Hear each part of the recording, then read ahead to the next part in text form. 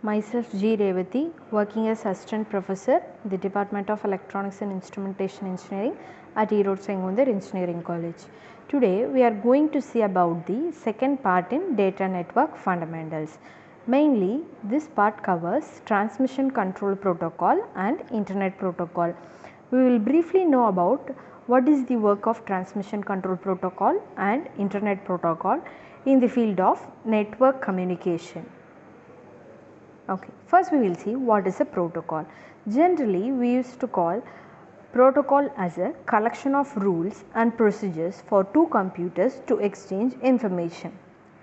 The protocol also defines the format of data that is being exchanged.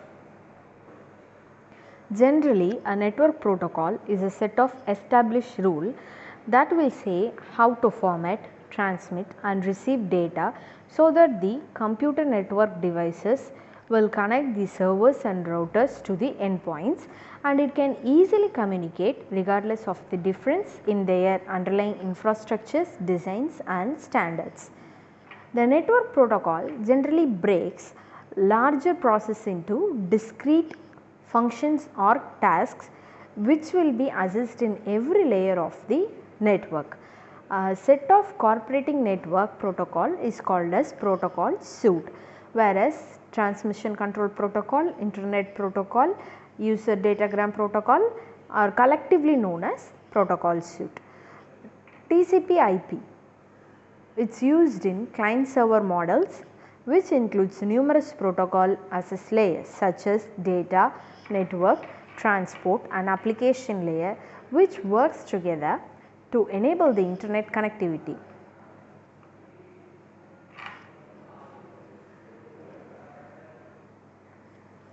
Now we will see about transmission control protocol and internet protocol in detail. First we will see what is about transmission control protocol and internet protocol. Generally, transmission control protocol and internet protocol is defined as the large collection of networking protocols and services. TCP is connection oriented reliable protocol. It defines the connection establishment, data transfer, connection tear down phases to provide a connection oriented service. It uses a combination of GBN and SR protocol to provide reliability. To achieve this goal, TCP uses checksum method for error detection and retransmission of lost or corrupted packets, cumulative and selective acknowledgements and timers. In this section, we will first discuss about the service provided by TCP. Then we will see about the features in detail. The most common one is transport layer protocol in the internet. TCP is known as the most common transport layer protocol in the internet, whereas internet protocol is used to manage the routing of the network transmissions. Now we will see the origin and history of TCP/IP. Generally, the Department of Defense and Advanced Research Projects Agency funded research for packet switch networking in the year 1969. In this, the sender and receiver are identified by unique network address. They do not require all packets to follow the same path in the transmission. The network built as a result of this project is known as ARPANET. The design goals are to withstand a potential nuclear strike, need for the packet switching, permit different kinds of computer systems to easily communicate with each other, the need to interconnect system across long distance. In 1978, Internet Protocol version 4 came into existence. After that, in 1983, Defense Communication Agencies took over the operation of the ARPANET. In 1986, National Science Foundation launches a long-haul high-speed network known as NSFNet. In 1987, number of hosts on the internet breaks 10,000. Whereas in 1991, Commercial Internet Exchange is formed. Wide Area Information Service Protocol and service allowing internet search of multi-megabyte databases are used. Gopher allows searching of text-based archives. Whereas in 1992, Internet Society is chartered and the number of hosts on the internet breaks 1 million. In the year 1992, NSFNet, the backbone, upgraded to 44.736 Mbps. CERN releases HTTP and web service technology to the public. In 1993, Internet Network Information Center is started. Mosaic, the first high-powered graphical browser, is established. The US White House goes online at whitehouse.gov. In 1994, the US Senate and the House of Representatives established the information servers on the internet. Online junk mail and shopping malls began to proliferate. In 1995, Netscape launches Netscape Navigator. The number of hosts on the internet breaks 5 million. In 1996, Microsoft launches Internet Explorer web browser. In 1997, the registered domain users reaches up to 31 million. In the year 2000, the love letter worm infects over 1 million personal computer, which is also known as the virus. In 2001, the number of hosts of the internet breaks 150 billion. Streacom virus and code red worm infect thousands of web servers and email accounts. In 2002, the number of hosts on the internet break to 204 million. The Internet 2 backbone utilizes native Internet Protocol version 6. In 2003, Public Interest Registry, which is known as PIR, assumes the responsibility as .org registry operator. Now we will see who owns TCP/IP. TCP/IP falls squarely into the public domain. It is funded with public money since its inception. Both everybody and nobody owns TCP/IP. These are the standard groups that manage TCP/IP. The standard groups are Internet Society, Internet Architecture Board, Internet Engineering Task Force, Internet Research Task Force, Internet Societal Discussion Forum, Internet Corporation for Assigned Names and Numbers. The request for comments are used for RFC 2026 describes how RFC is created. The RFC status designations are proposed standard, draft standard, internet standard, retired standard, historic standard. It is the best current practice that is widely used in the communication area. Now we will see a video regarding the working of TCP/IP layer. Hey, what's up guys, welcome to CertBros. In this video we're going to be talking about the TCP/IP model.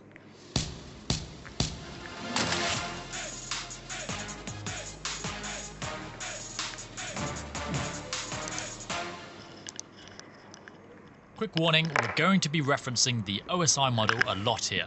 So if you haven't already watched that video, check that out first, then come back. Okay, so what is the TCP/IP model? It's a model to standardize computer networking. Sound familiar? It should, because it's the same description as the OSI model. Now the OSI model, while widely referenced, isn't used in the real world. The TCP/IP model, however, is the real deal. Thankfully, it's not that different. Here is the TCP/IP model. 4 simple layers: application, transport, internet, and link. And just like the OSI model, it's numbered from the bottom up, but the direction depends on if you're sending or receiving traffic. So this is the original model, but it has been updated. Here is the brand new, freshly designed model. 1 extra layer and 1 renamed layer. That's it. The link layer has been split into data link and physical, and the internet layer has been renamed the network layer. Simple, right? It gets even better when we compare the TCP/IP model to the OSI model. Now if you remember, the OSI model has 7 layers compared to our 5 here. But when you look at it, you'll notice the application, presentation, and session layers are just shown as application layer in the TCP/IP model. All the other layers line up nicely. which is great because we should already know the concept of how this works. So let's remind ourselves about the protocols and devices at each layer.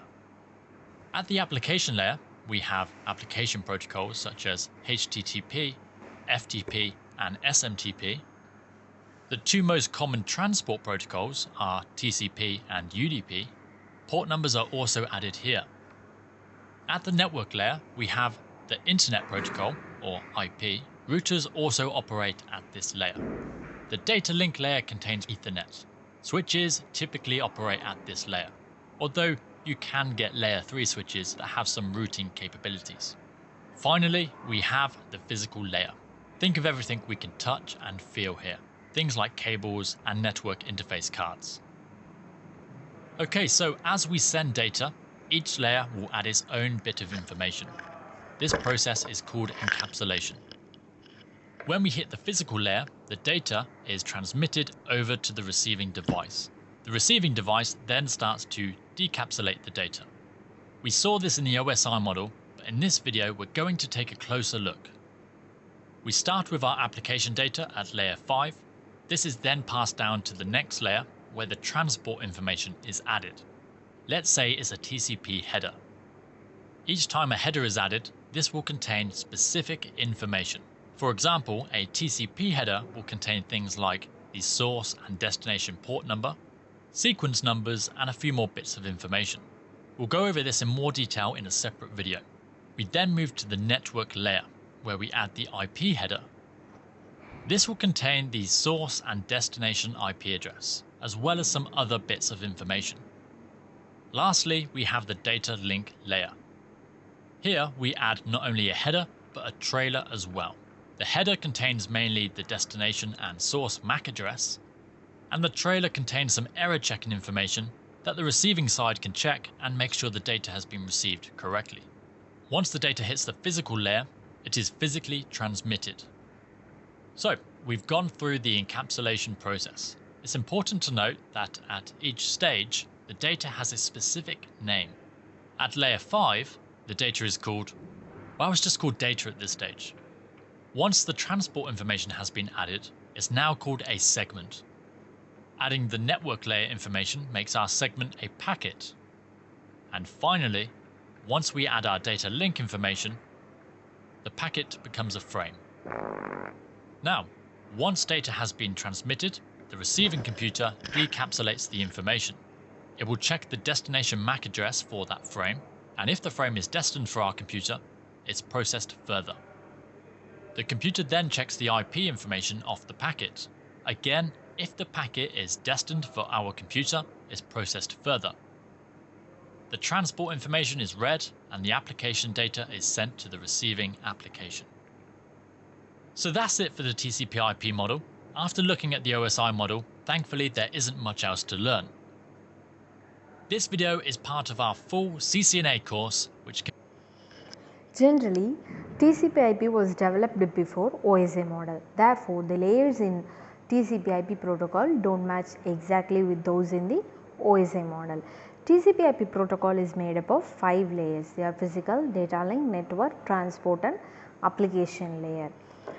Now we will have a quick quick overview about the OSI reference model, as I have elaborately explained in the part 1 video. If you have missed it, you can watch it to know about the OSI reference model in detail.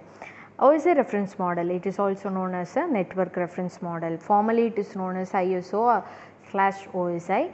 It is mainly designed to replace TCP/IP.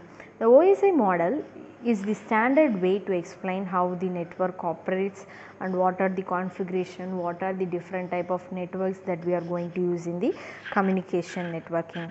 TCP/IP remains the open standard protocol for the particular choice in networking. Okay, now we will see about the TCP/IP packet header. What are the frames that TCP/IP packet header contains? The first is source port and destination port. The next is about sequence number. The next is acknowledgement number. Then the next layer consists of header length, code bits, window, and the next is checksum and urgent pointer. Then last is options and padding. Now I will state the importance of each and every frame in detail. The first one is source port address. It is generally a 16-bit field that defines the port number of the application program in the host that is sending the segment. The next is destination port address. This is also a 16-bit field that defines the port number of the application program in the host that is receiving the segment. The third one is sequence number. This is generally a 32-bit field which defines the number assigned to the first byte of the data contained in this segment. TCP is a stream transport protocol. It ensures the connectivity. Each byte to be transmitted is numbered, that is, each and every byte is given a sequence number. This sequence number generally explains the destination, which byte in this sequence is the first byte in this segment. During the connection establishment, each party uses a random number generator to create an initial sequence number, which is usually different in each direction. The fourth frame is about acknowledgement number. This is also a 32-bit field which defines the receiver of the segment is expecting to receive from other party.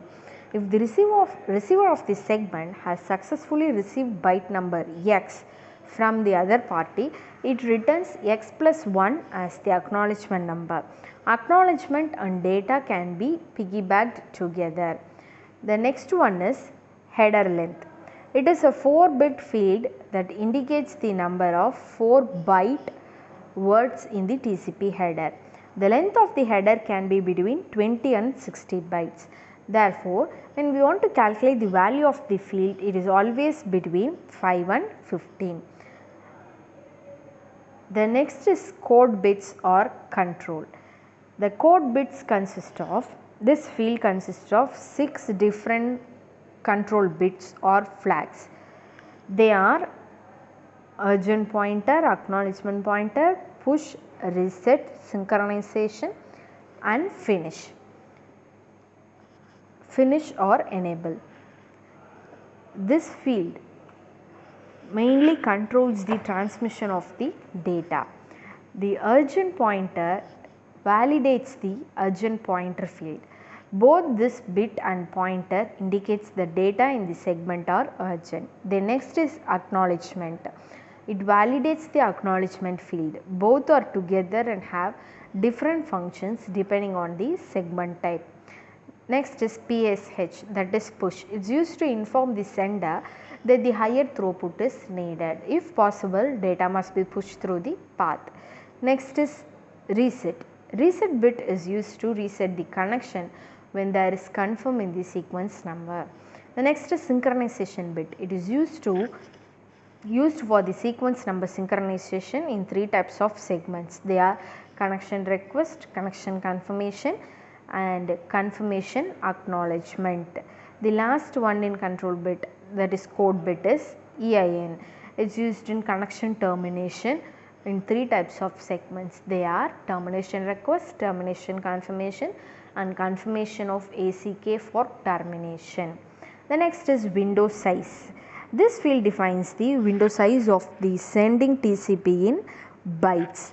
The window field is a 16-bit field that defines the size of the sliding window. The sender must obey the dictation of the receiver in this case. The next is checksum. The field checksum consists of 16-bit field.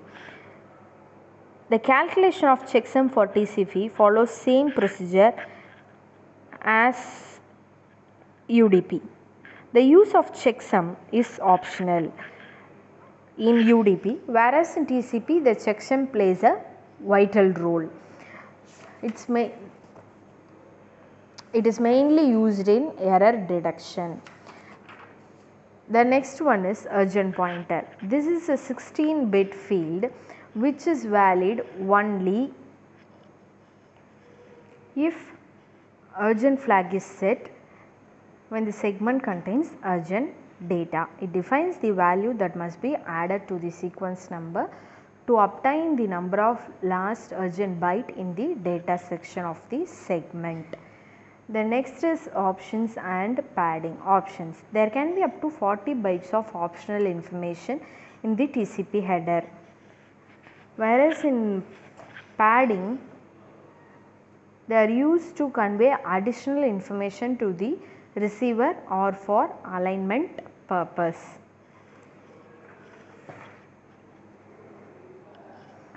The TCP/IP model breaks the networking into layers. It follows the divide and conquer approach, which means this separate networking hardware concerns from those related to the networking software.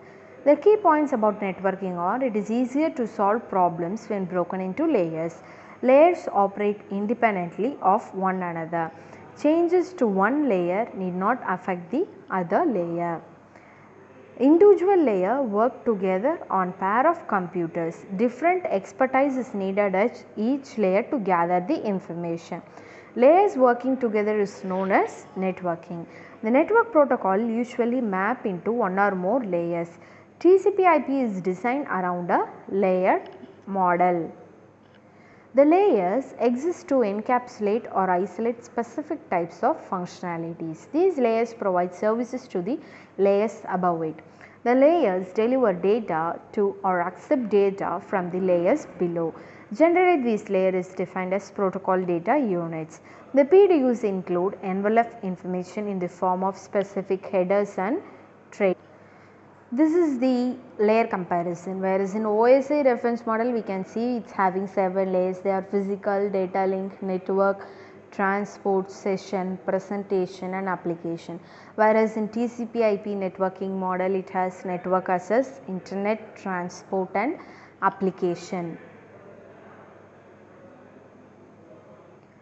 The difference between OSI and TCP/IP models are: OSI model has been developed by International Standard Organization, whereas TCP/IP model was developed by ARPANET, which is known as Advanced Research Project Agency Network. In OSI layer, it is an independent standard and used as a communication gateway between network and the end user, whereas in TCP/IP it consists of standard protocols that lead to the development of an internet. It is a communication protocol that provides the connection among the host. OSI model is based on a vertical approach, whereas TCP/IP model is based on a horizontal approach. In OSI model, it is also known as a reference model through which various networks are built. For example, the TCP/IP model is built from the OSI model. It is also referred to as a guidance tool. TCP/IP is an implemental model of an OSI model. OSI model generally consists of 7 layers, whereas TCP/IP consists of 4 layers. The OSI model is very slow. TCP/IP model is highly used. OSI model provides standardization of devices like router, motherboard, switches and other hardware devices. TCP/IP does not provide the standardization to the devices. It provides a connection between various computers. Now we will see how TCP/IP evolved from the beginning with the help of a video. Back in the good old days when you were watching TechWiki with nothing but a television antenna, I mean not really, that never happened, but you know what I mean. Your TV was able to pick up a signal that just kind of emanated from a station somewhere that broadcasted the signal in a big kind of like bubble that anyone in range with a TV and bunny ears could watch.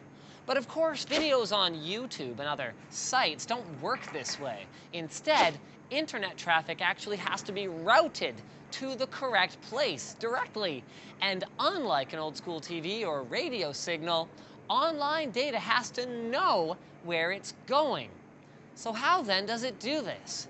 Well, this is where something called TCP/IP comes in, which stands for Transmission Control Protocol and Internet Protocol.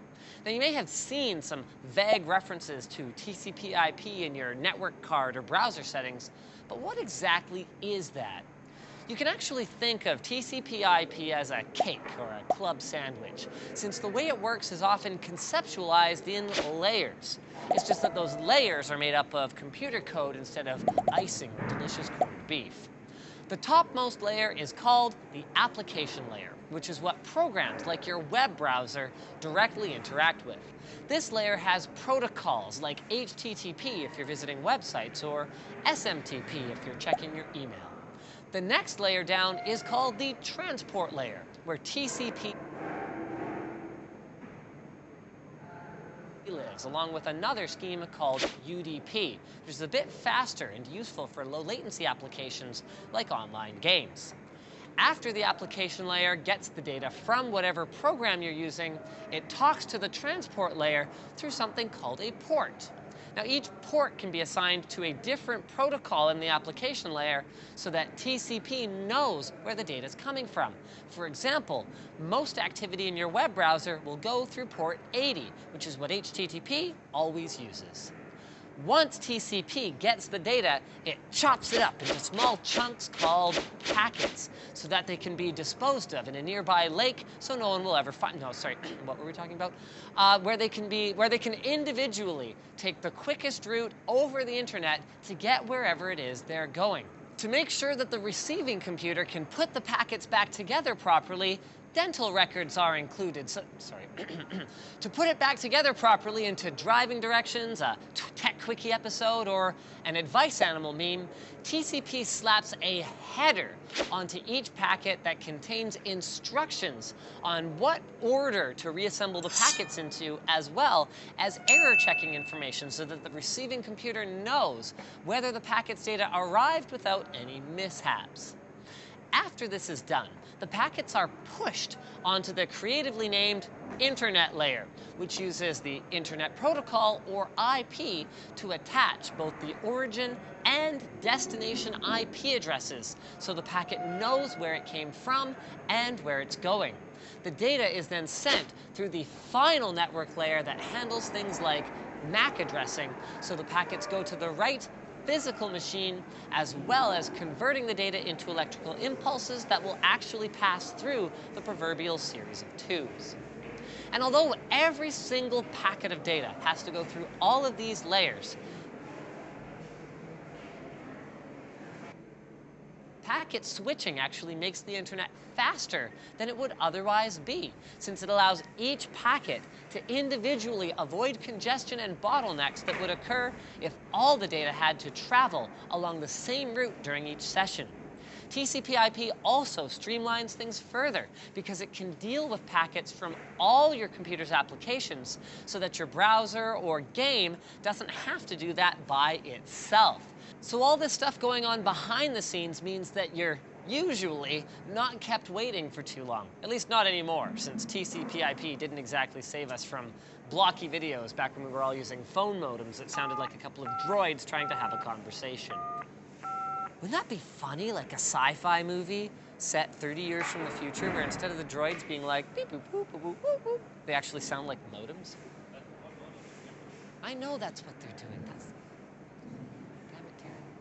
Speaking of what modems are doing, they are telling the sites that you visit where you're visiting them from, and TunnelBear VPN lets you hide that data.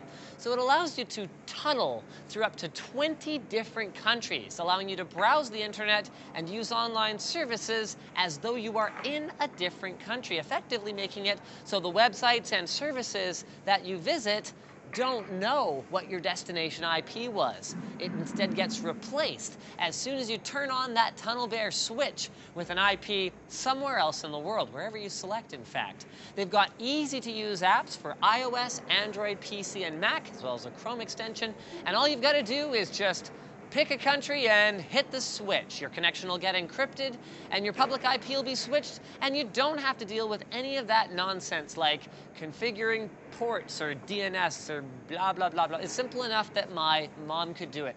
They also have a top-rated privacy policy, and they do not log user activity. The best part is you can try out TunnelBear for free with no credit card required with 500 megs of data at the link in the video description, and then you can save 10% when you decide to sign up for an unlimited data plan by heading over to our link, tunnelbear.com/Linus. Speaking of Terrence, TCP/IP network access layer includes Ethernet, token ring and wireless media. It is the lowest layer of TCP/IP protocol hierarchy. The protocol in this layer provides means for the system to deliver data to the other device on a directly attached network. It defines how to use the network to transmit an Internet Protocol datagram.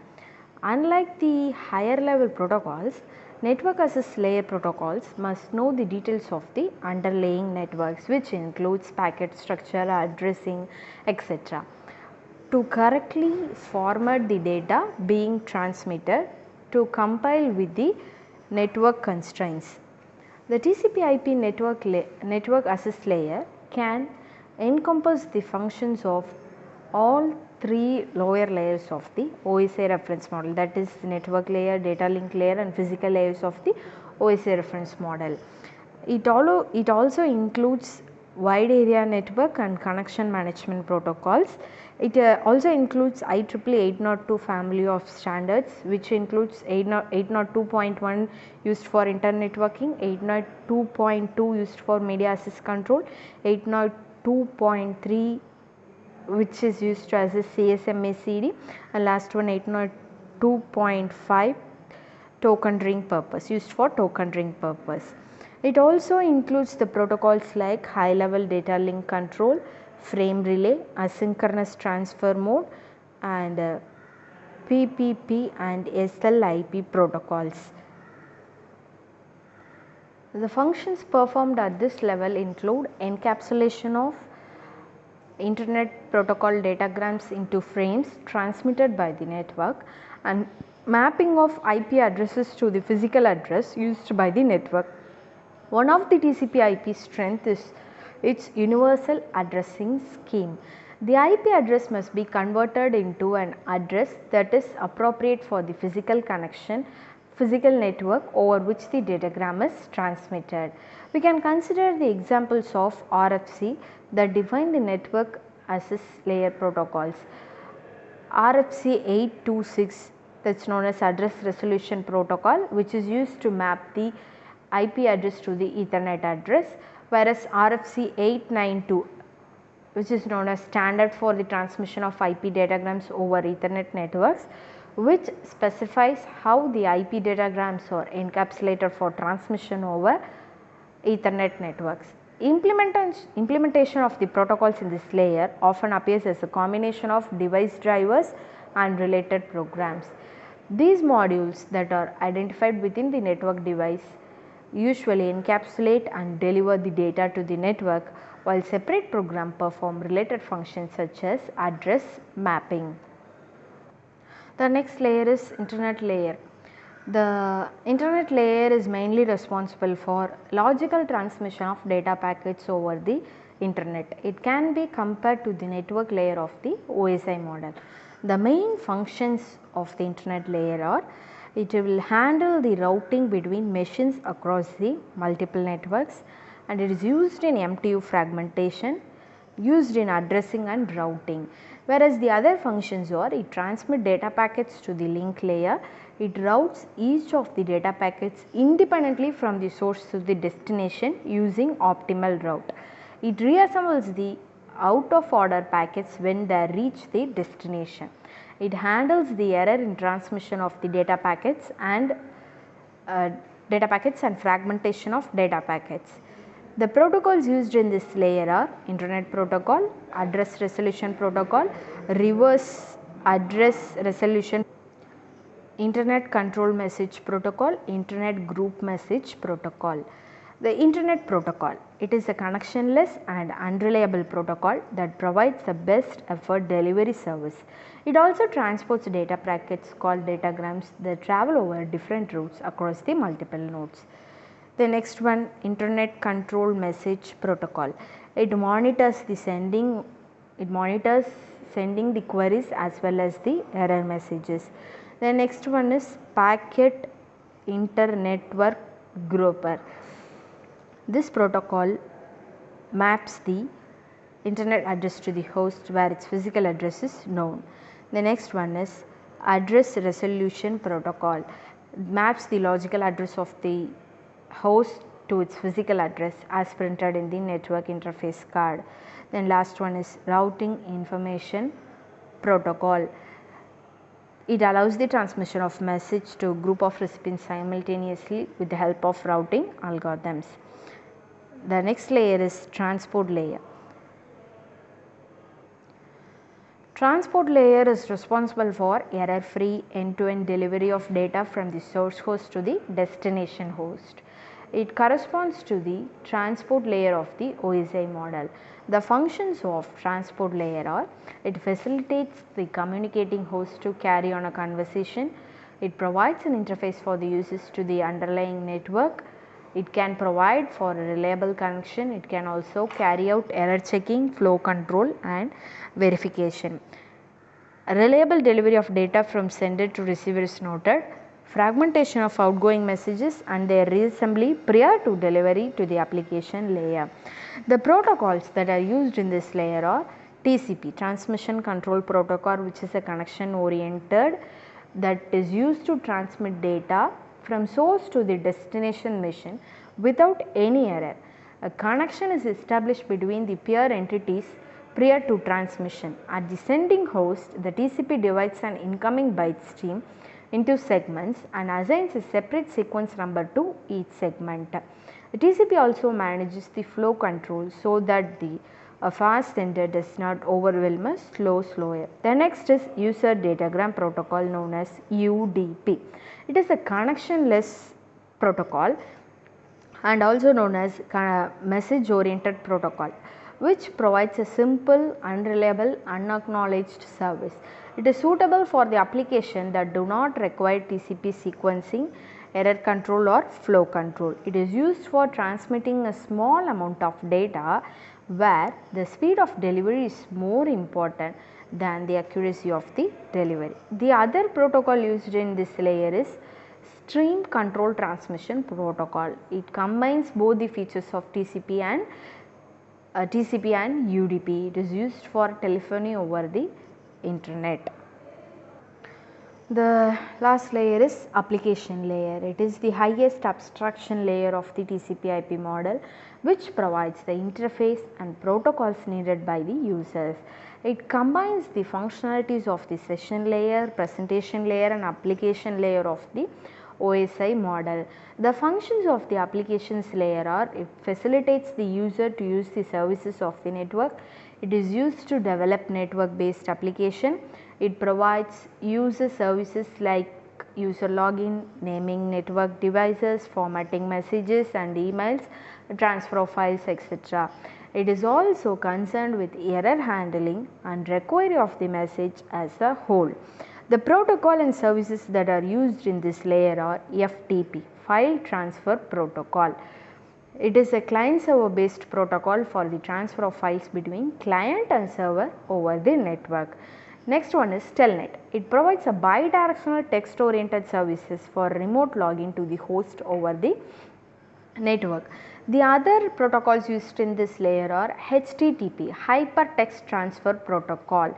It is used in World Wide Web. It defines how hypermedia messages are formatted and transmitted. Next one is SMTP, Simple Mail Transfer Protocol. It lays the rules and semantics for sending and receiving the electronic mails. Next one is DNS, Domain Name System. It is a naming system for devices in the network. It provides services for translating domain names to the IP address. The last protocol is Simple Network Management Protocol. It is for managing, monitoring the network and for organizing information about the networked devices. Now we will see about protocol numbers, port numbers and sockets used in TCP IP. Protocol numbers are used to identify distinct protocols and those protocols use port numbers. When port numbers TCP/IP application or identify port numbers. The source or destination port number identifies the process that sends or receives data respectively. In TCP/IP sockets, they are dynamically assigned port address. They are known as TCP/IP socket. This is the TCP/IP protocol numbers. They are given the number, acronym and protocol name. For example, when the number is 12, the acronym is PUP, which is known as Peripheral Update Protocol. When we have taken 17, UDP, User Datagram Protocol, whereas for 20, HMP, Host Monitoring Protocol.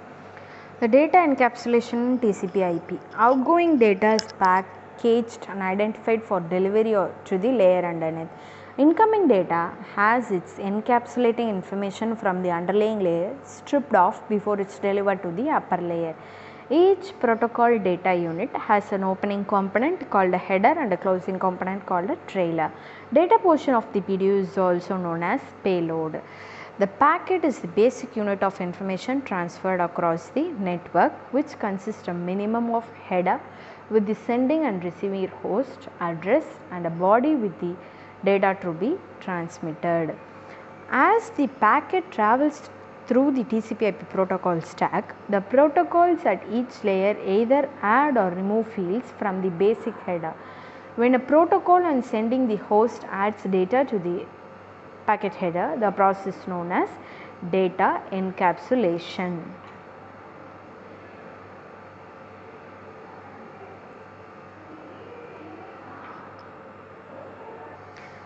Next, we will see about the protocol analysis. Protocol analysis is generally defined as the process of tapping into the network communication system, then capturing the packets that contains the information, and it's used to gather the network statistics, and then it will decode the packets to obtain the information. It can also transmit packets, which includes the task for testing a network or a device. The role of protocol analysis is to troubleshoot network communication. It is also used to test networks with either passive or active components. It also gathers the trends on the network performance. The protocol analyzer elements are promises mode code and driver, packet filter, trace buffer, decoders, alarms and statistics. The network analyzer process consists of passive and non-intrusive components. It requires strong knowledge of the network data flow, requires strong knowledge of the TCP/IP communications.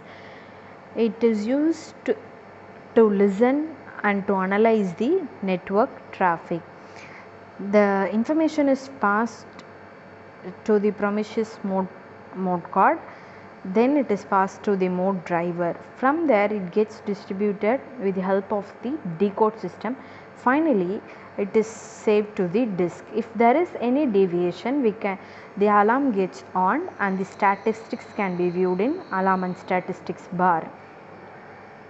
The task includes 4 basic things. They are troubleshooting task, security task, optimization task and application analysis task.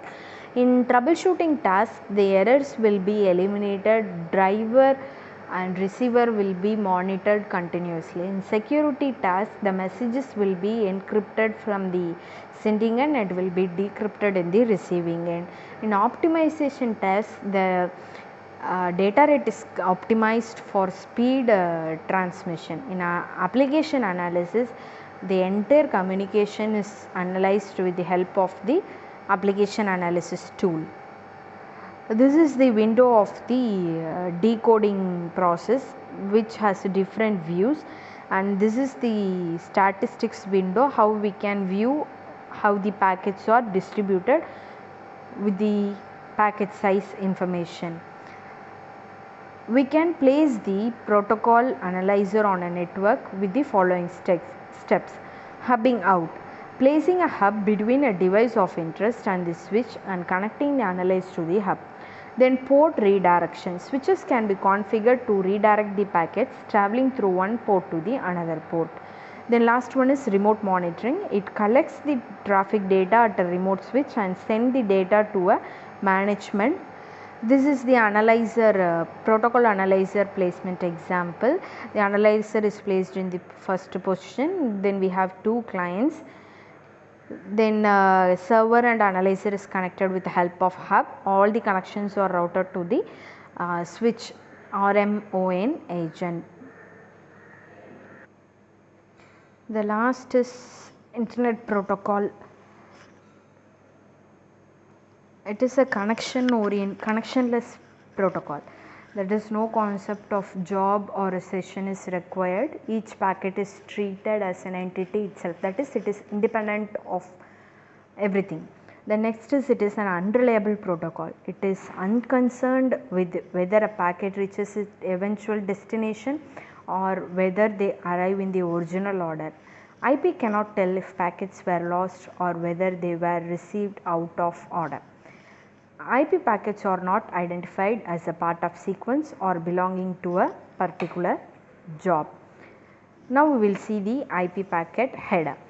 It consists of version, header length, service type, total length, identification, flags, fragment and offset, time to live, protocol, header checksum, source and destination address, IP options and padding. Now we will see each and every section in detail. Version. The version number, it is a 4-bit version number. It defines the version of the internet protocol, which is obviously has a value of 4. The next one is header length. It is a 4-bit header length field that defines the total length of the datagram header in a 4-byte word. The IP version 4 datagram has a variable length header. When a device receives a datagram, it needs to know when the header stops and the data which is encapsulated in the packet starts. However, to make the value of the header length fit in a 4-bit header length, the total length of the header is calculated as 4-byte words. The total length is divided by 4 and the value is inserted in the field. The receiver needs to multiply the value of this field by 4 to find the total length. The next is service type. In the original design of IP header, this field was referred to as type of service, that is TOS, which defined how the datagram should be handled.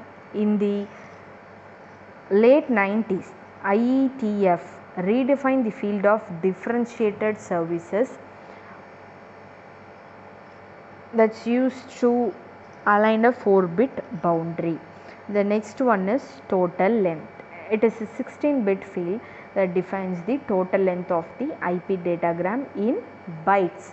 A 16-bit number can define a total length of up to 65,535. However, the size of the datagram is normally much less than this. This field helps the receiving device to know when the packet had completely arrived. The next is identification, flags and fragmentation offset. These three fields are related to the fragmentation of IP datagram when the size of the datagram is larger than the underlying network that can be carried. The next is time to live. Due to some malfunctioning of the routing protocols, a datagram may be circulating in the internet, visiting some networks over and over without reaching the destination. This may create extra traffic in the network. The time to live field is used to control the maximum number of hops visited by the datagram. When a host sends the datagram, it stores the number in this field. This value is approximately 2 times the maximum number of routers between any two hosts. The next is protocol. In TCP/IP, the data section of a packet called a payload carries the whole packet from another protocol. A datagram, for example, IP can carry a packet belonging to any transport layer protocol such as UDP or TCP. The next is header checksum. IP is not a reliable protocol and it does not check whether the payload carried by the datagram is corrupted during the transmission. It puts the burden of error checking of the payload on the protocol that owns the payload such as UDP or TCP. The datagram header, however, it is addressed as IP and its error checking is the responsibility of IP. Errors in the IP header can be a disaster. The next is source address and destination address. These 32-bit source and destination address fields define the IP address of the source and destination respectively. The source host should know its IP address. The destination IP address is either known by the protocol that uses the service of the IP or is provided by the DNS The value of this field must remain unchanged during the time of the IP datagram travel from source host to the destination host. Next is IP options. A datagram header can have up to 40 bytes of options. The option can be used for network testing and debugging. Although this is not required part of the IP header, option processing is required in IP software. All the implementations must be able to handle options if they are present in the header. They are 1 byte and multi-byte options that will be used in IP options. The last one is padding or payload. Payload is the main reason for creating datagram. It is a packet coming from other protocols that use the service of IP, comparing a datagram to a postal package. Payload is the content of the package. The header is only the information written on the package. Now we will see a video about the internet protocol working.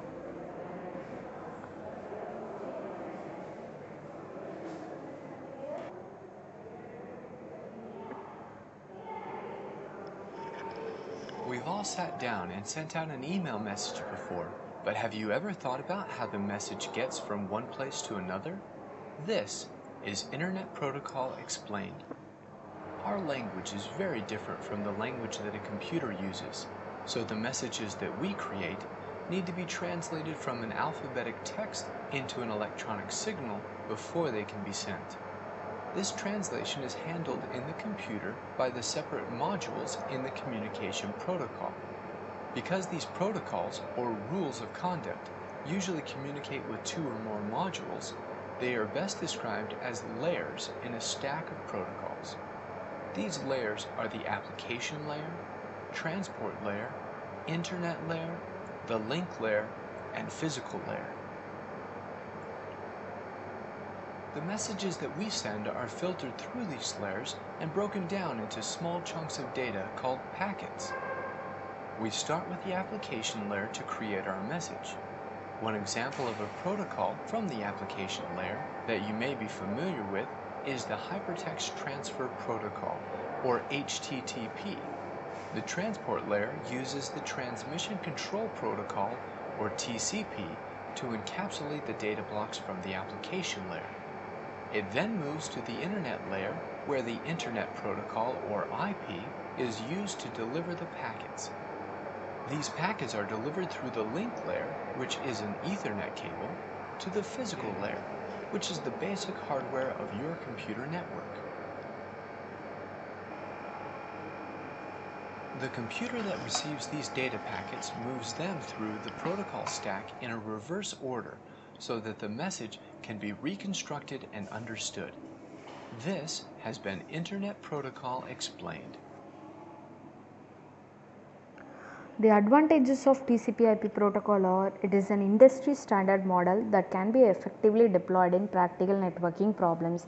It is interoperable, that is, it allows cross-platform communication among heterogeneous networks. It is an open protocol suite. It is not owned by any particular institute, and so anyone can use this TCP/IP. It is scalable and a client-server architecture. This allows networks to be added without disrupting the current services. It assigns the IP address to each computer on the network, thus making each device to be identified over the network. It assigns each site a domain name. It also provides name and address resolution service. The disadvantages of TCP/IP are it is not generic in nature, so it fails to represent any protocol stack other than TCP/IP suite. For example, it cannot describe the Bluetooth connection. It does not clearly separate the concept of service, interface and protocol. So, it is not suitable to describe how new technologies in the new networks are working. It does not distinguish between the data link and physical layer, which was very different functionalities. The data link layer should concern with the transmission of frame. On the other hand, the physical layer should lay down the physical characteristics of the transmission. A proper model should segregate the two layers. It was originally designed and implemented for wide area networks. It is not optimized for small networks like local area network or personal area network. Among its suite of protocol, TCP and IP were actually carefully designed and well implemented. Some of the other protocols were developed and proved to be unsuitable for long run. However, due to the popularity of the model, these protocols are being used even after 30 to 40 years of introduction.